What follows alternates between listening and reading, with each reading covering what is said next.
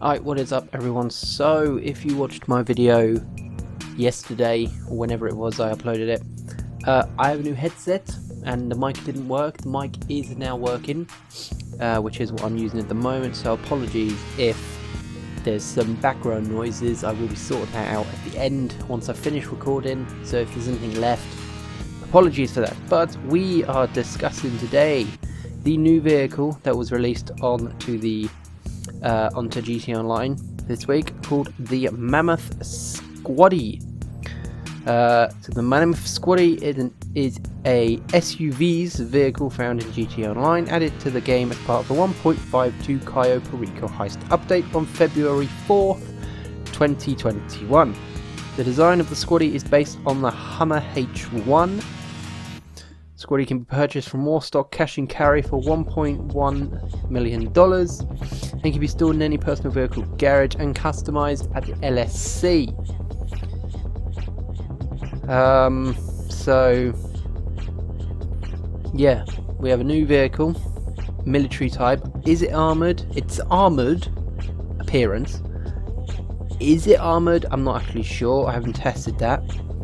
If you sell it once you first purchased it, you will get $678,000. Top speed is 83.89 miles an hour, or 135 kilometers an hour, and it has 4 seats, which is a bit weird because the way the back looks, you could get 4 people on the back, but whatever. In game, what it's like, it's not quick, but I did like it. It handles pretty well. As it's not very quick, it doesn't really spin out, and it's pretty easy to handle as well. So if you've driven the Winky, whatever it's called, like the World War II Jeep, if you've driven that about, it's a bit similar to that in like speed and handling. It's not fast, but it gets you from A to B, but the handling is pretty good. It's pretty sturdy as a vehicle.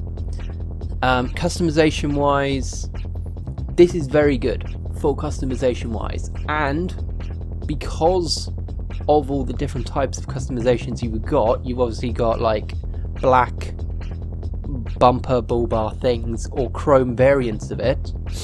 You could turn it into a modern day civilian, what's the word I'm looking for? Decommissioned vehicle. So it's one that's been in the army, it's had its use, and it's been sold to civilians, kind of thing. So you could change it in a way to be a bit more civilian-y, which I'm probably going to do later on once I finish recording this. But there's a lot of customizations, there's a lot of exhausts, there's doors. You've got different types of doors on the armoured stuff, you've got different bumpers, you've got the bull bars, which comes under grills for some reason, and obviously you've got the rear of it as well, so you've got different types of panels, you've got little bits you can stick on it as well. There's a lot of stuff, and obviously there's liveries as well, but they're just the standard, like 16 or 20, however many it is, gun running ones with all the different camos. So there's nothing special there, which I was quite gutted about. I was kind of hoping they would have put some kind of military thing like they did with the Winky, whatever the heck it's called, with like the star on the front. But they didn't. They just did normal camo. So I'm probably going to end up putting it, like I said, into like a civilian version.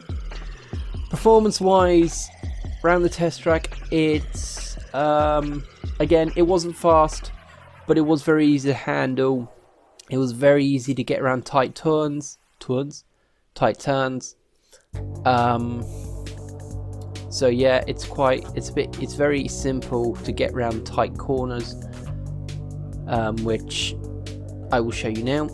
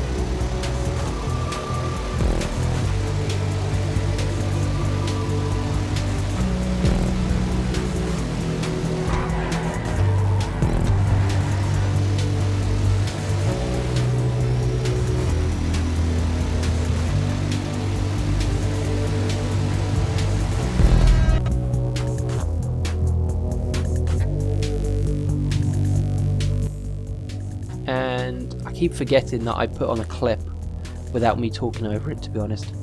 Handling, again, I'll show you this now.